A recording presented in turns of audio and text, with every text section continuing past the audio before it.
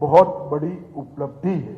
और आज भी जो मैं ड्रग नष्ट किया गया है इसका मूल्य 8,400 करोड़ से 8,400 करोड़ से भी ज्यादा है।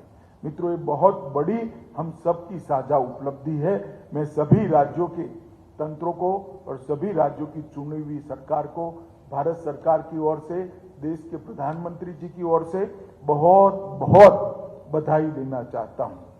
कोऑपरेशन, कोऑर्डिनेशन और कोलैबोरेशन, ये 3 सूत्र के आधार पर ही ये लड़ाई को हम होल ऑफ गवर्नमेंट अप्रोच के साथ लड़ सकते हैं। हमने, राज्य ने नीचे एक ऐसा तंत्र विकसित करना पड़ेगा, हर जिला के साथ राज्य इकाई का कोऑपरेशन, कोऑर्डिनेशन और कोलैबोरेशन हो, और हर राज्य का भारत सरकार के साथ कोऑपरेशन, कोऑर्डिनेशन और कोलैबोरेशन हो। और विद इन गवर्नमेंट जो 6 डिपार्टमेंट इसके लिए काम कर सकते हैं, वो 6 के 6 डिपार्टमेंट का कोऑपरेशन, कोऑर्डिनेशन और कोलैबोरेशन हो, वो बहुत जरूरी है। हम सब ने यहां से जाकर ये 3 जो सूत्र है, इसको सरलता से कहूं तो संस्थागत संरचना की मजबूती करना, सभी नार्को एजेंसियों का सशक्तिकरण करना और विस्तृत जागरूकता अभियान, इसके लिए हमने प्रयास करने पड़ेंगे। मित्रों, मैं आप लोगों से जानकारी भी साझा करना चाहता हूं कि हमने जो अभियान जून 19 से लिया है, इसको काफी सफलता मिली है। ये आंकड़े का कंपैरिजन डिपार्टमेंट की और सरकारों की हौसला अफजाई के लिए, कोई अन्यथा न ले इसको। 2006 जाकर ये 3 जो सूत्र है, इसको सरलता से कहूं तो संस्थागत संरचना की मजबूती करना, सभी नार्को एजेंसियों का सशक्तिकरण करना और विस्तृत जागरूकता अभियान, इसके लिए हमने प्रयास करने पड़ेंगे। मित्रों, मैं आप लोगों से जानकारी भी साझा करना चाहता हूं कि हमने जो अभियान जून 19 से लिया है, इसको काफी सफलता मिली है। ये आंकड़े का कंपैरिजन डिपार्टमेंट की और सरकारों की हौसला अफजाई के लिए, कोई अन्यथा न ले इसको।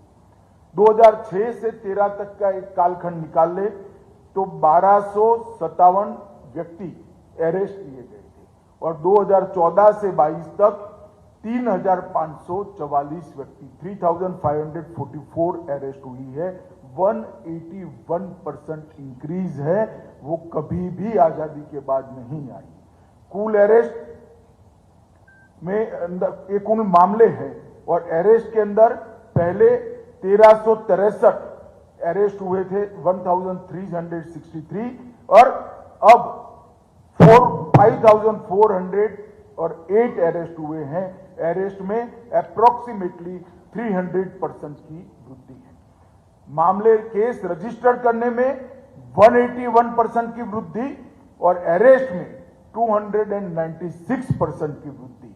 और सीज ड्रग का जहां तक सवाल है, 6 से 13 में 1.52 लाख केजी ड्रग सीज हुआ था, परंतु 14 से 22 में 1.52 लाख से बढ़कर 3,73,373 लाख केजी ड्रग को हमने सीज किया है। ये लगभग 2 गुना है, 100% इंक्रीज है। और इसकी क्वालिटी के बारे में आपको इसकी कीमत से ही मालूम पड़ेगा। 2006 से 13 में जो ड्रग सीज हुआ था, इसकी वैल्यू थी 786 करोड़, और 14 से 22 में जो ड्रग सीज हुआ है, इसकी वैल्यू है 22,000 करोड़ रुपीस। इससे मालूम पड़ेगा कितने क्वालिटी केस हुए, महंगे ड्रग जब्त किए गए, सिर्फ खाना पूर्ति नहीं हुई, जबकि क्वांटिटी तो बढ़ी है, क्वालिटी भी बढ़ी है। कोकीन, केटामाइन, मेफेड्रॉन जैसी कई सारी महंगे ड्रग्स और सिंथेटिक ड्रग्स की जब्ती में गुणात्मक बढ़ोतरी हुई है। और पिछले 5 वर्षों में भारत सरकार ने 61 नए साइटोट्रोपिक पदार्थों को अधिसूचित किया है। मतलब 61 नए साइकोट्रोपिक पदार्थ को हमने अधिसूचना निकालकर बैन करने का काम किया है। ये बहुत बड़ी उपलब्धि है। मित्रों, एक क्षेत्रीय सम्मेलन करने का उद्देश्य ये है कि आप यहां से जाकर आपके राज्य में क्षेत्रीय सम्मेलन करें। ये लड़ाई जब तक जिलों की लड़ाई नहीं बनेगी, हम कभी सफल नहीं होंगे। इस लड़ाई को जिले तक ले जाना है, गांव तक ले जाना है, स्कूल्स तक ले जाना है। एक जबरदस्त बड़ा जागरूकता अभियान ढेर सारे एनजीओ को साथ में जोड़कर हमने लाना पड़ेगा। और मैं आज आपको कहना चाहता हूं, अभियान को जन जन का अभियान नहीं बनाते हैं तब तक हमारा देश इसके खतरे से मुक्त नहीं हो सकता है। एक ऐसा गुनाह है, एक ऐसा नासूर है जो हमारी आने वाली नस्लों को बर्बाद कर देगा। कई ऐसे देशों के उदाहरण सामने हैं जहां 70% लोग, 60% लोग, 30%, 40% लोग ड्रग एडिक्ट हो गए। क्या होता होगा उस देश का? हमने समय पर जागरूकता लानी होगी और इसके खिलाफ लड़ना होगा। मैं आज जब दक्षिण छोर पर आया हूं तब महासागर मार्ग और तटीय सुरक्षा पर भी फोकस बढ़ाने की जरूरत है। ये बात ठीक है कि विगत 3 सालों में हमारे महासागर की सुरक्षा करने वाली एजेंसियां, नेवी और तटरक्षक ने बहुत अच्छा काम किया है और कुछ राज्यों की पुलिस ने भी बहुत अच्छा। मैं उनको बहुत बहुत बधाई देना चाहता हूं, परंतु ये पर्याप्त नहीं। हमारा समुद्री मार्ग पूरी दुनिया में कहीं पर भी नार्कोटिक्स जाने के लिए खुला नहीं रहना चाहिए। हमारे 3 प्रमुख मार्गों में दक्षिणी मार्ग जो है, मकरान तट से हिंद महासागर क्षेत्र का जो मार्ग है, इसमें हमारी चौकसी बढ़नी चाहिए और ये हमारे लिए चिंता का विषय है। पाकिस्तान से ईरान होते हुए ज्यादातर समुद्री जहाज पर ड्रग लोड होती है और लंका से लेकर अफ्रीका तक जाती है। हमने इसको रोकना होगा, क्योंकि जब तक ये नहीं रोकेंगे हमारे यहां भी ड्रग आते हुए हम रोक नहीं सकते हैं। हम ऐसे ईज के साथ नहीं रह सकते हैं कि ये तो बाहर जा रहा है। जो बाहर भेज रहे हैं उनका अगर आर्थिक नुकसान आपने नहीं किया, उनको चोट नहीं पहुंचाई, उनको क्षतिग्रस्त नहीं किया, तो वो कल हमारे यहां भी भेजेंगे। हमारा उद्देश्य होना चाहिए कि दुनिया में कहीं पर भी ड्रग का व्यापार करने वाले व्यक्ति को, इंस्टीट्यूशन को और व्यापारियों को हमने वीक करना है, उसको नेस्त नाबूद करना है। समुद्री मार्ग से तस्करी रोकने हेतु एक बहुत बड़ा अभियान भारत सरकार ने लिया है।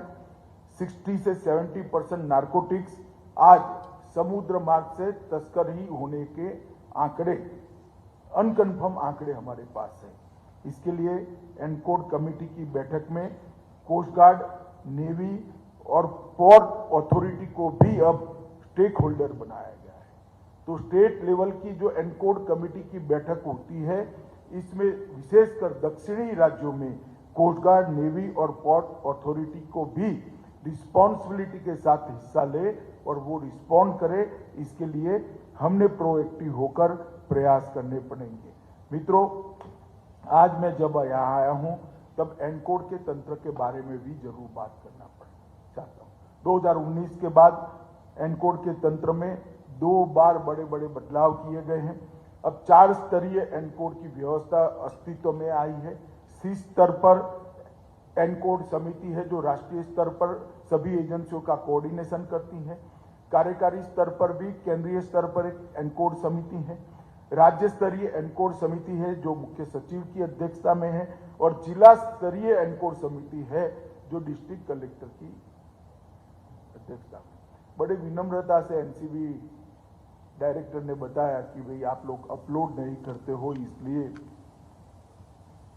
कई जिला कमेटी की बैठकों के आंकड़े शून्य है। मगर मैं निर्ममता से बात करना चाहता हूं, आज भी जिला की एनकोड समिति की बैठकें नहीं होती और मैं अपने आप सभी को बताना चाहता हूं, जब तक जिला स्तर की एनकोड समिति की बैठकें नहीं होगी तब तक सफलता नहीं मिलेगी। और जो पोर्टल बनाए इसमें इसको आप रेगुलरली आपके राज्य से अपग्रेड करते जाइए। समग्र देश को उत्साह बढ़ता है, ये लड़ाई को एक ताकत मिलती है कि 500 जिलों ने डिस्ट्रिक्ट लेवल की मीटिंग कर ली। ये जो नहीं करते इसके लिए प्रेरणा का स्रोत बन सकता है, परंतु जिला स्तर की बैठकें हमने करनी चाहिए। इसके लिए मैं आप सभी को बहुत आग्रह के साथ विनती करना चाहता हूं। एक संयुक्त समन्वय समिति भी बनाई है जो बहुत अच्छे तरीके से काम कर रही है। एक सिम्स ई पोर्टल भी बनाया है, वो ट्रेड एनालिसिस और डेटाबेस मैनेजमेंट का आपको जानकारी देता है। केंद्रीकृत एनकोड प्रोग्राम